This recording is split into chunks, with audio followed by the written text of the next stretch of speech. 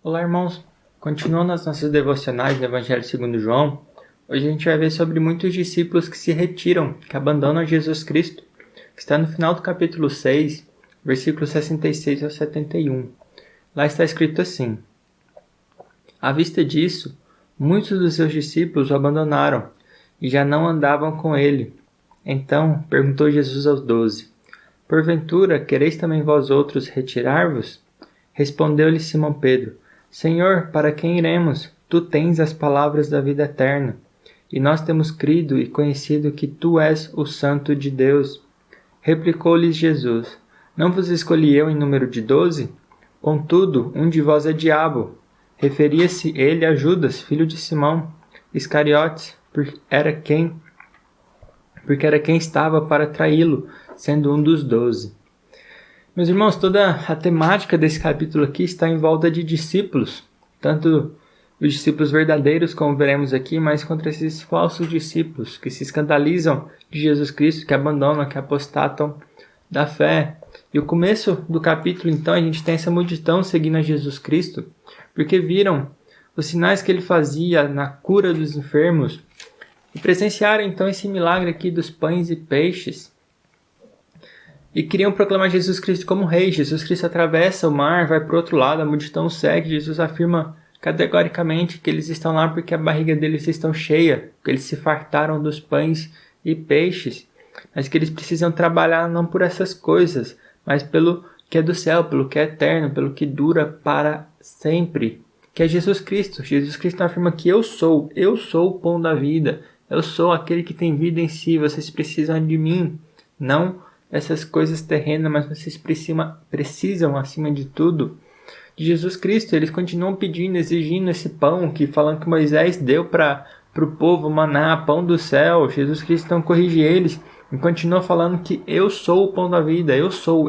Vocês precisam se satisfazer não com essas coisas terrenas, mas em mim, em Jesus Cristo, que é o Filho de Deus.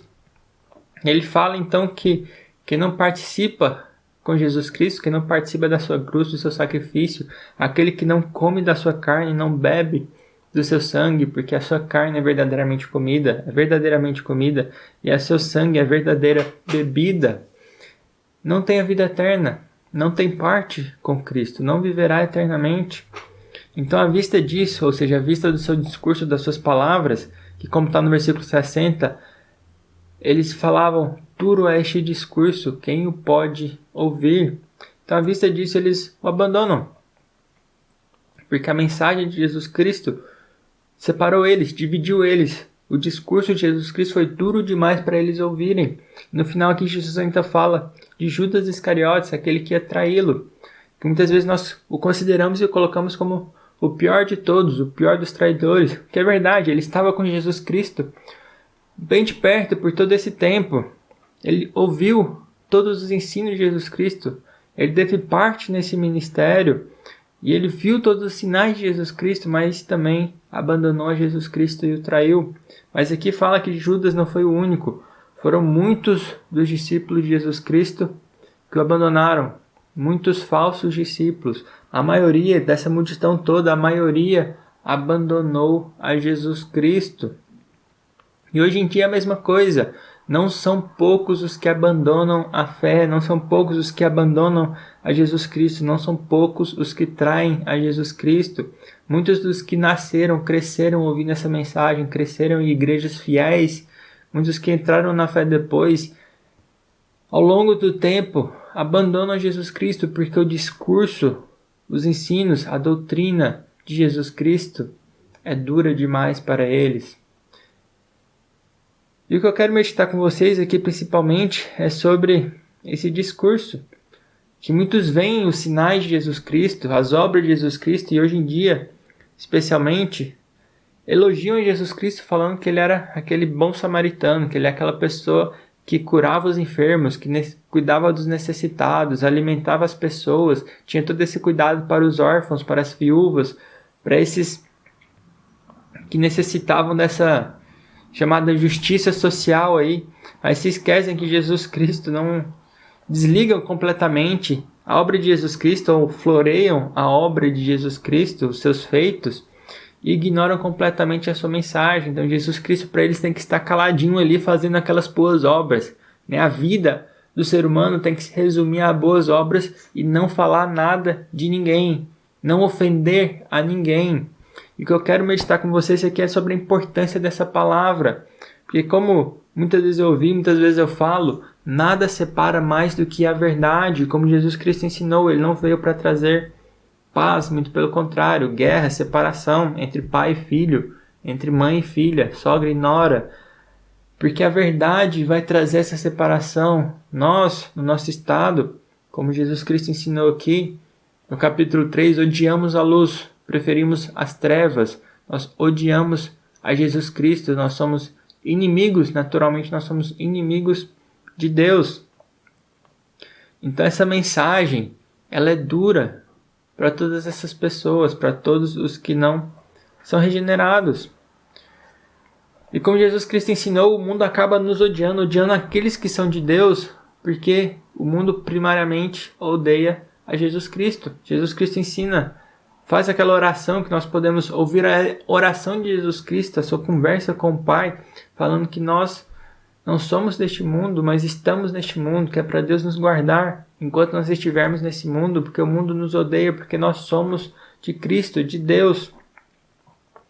Então, o que eu quero meditar é sobre a importância dessa palavra, não simplesmente uma vida calada de boas obras, mas o que nós precisamos nos preocupar sempre, nos importar sempre, é em falar e anunciar a verdade de Deus, não importa o que custar, não importa se a pessoa vai nos odiar, se isso vai ser uma ofensa para aquela pessoa. Muitas vezes nos ensinaram que nós não devemos ofender as pessoas nesse sentido, mas não, Jesus Cristo fez isso a sua vida inteira e por isso as pessoas odiavam e o entregaram para a morte, o entregaram aos romanos para ser morto naquela cruz, porque Jesus Cristo anunciava a mensagem de Deus sem tirar nem pôr.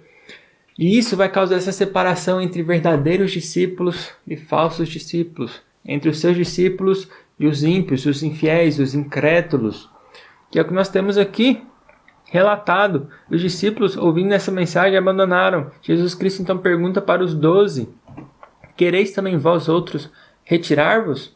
Simão Pedro então responde, Senhor, para quem iremos? Tu tens as palavras da vida eterna. E nós temos crido e conhecido que tu és o Santo de Deus. Isso aqui é similar àquela confissão que Pedro faz quando Jesus pergunta o que estão falando sobre ele, quem dizem que ele é, e pergunta para os discípulos quem dizem que sou. E Pedro então fala que tu és o Cristo, o Filho do Deus vivo. Aqui é a mesma coisa, ele tem falado que nós temos crido e conhecido que tu és o Santo de Deus. Esse título aqui que Isaías usa bastante, o Santo de Israel, se refere à divindade de Jesus Cristo. Os discípulos aqui, os 12, não os 12, mas os 11 pelo menos, ouviram essa mensagem e verdadeiramente creram que Jesus Cristo é Deus, é o Filho de Deus, é a expressão exata do seu ser. E essa é a mensagem, é crer na palavra, que nós vemos no capítulo anterior, no capítulo 5, 24. Em verdade vos digo, quem ouve a minha palavra e crê naquele que me enviou tem a vida eterna, não entra em juízo, mas passou da morte para a vida. A mensagem do Evangelho é essa, que o que nós precisamos para termos a vida eterna é crer, basta crer, somente crer, nada mais a não ser crer em Jesus Cristo e crer naquele que o enviou. Isso é o que nós precisamos para a vida eterna, não são obras, não são nenhum feito específico, mas é crer no Filho de Deus. E essa mensagem é o que nós devemos pregar. É isso que eu quero que a gente medite.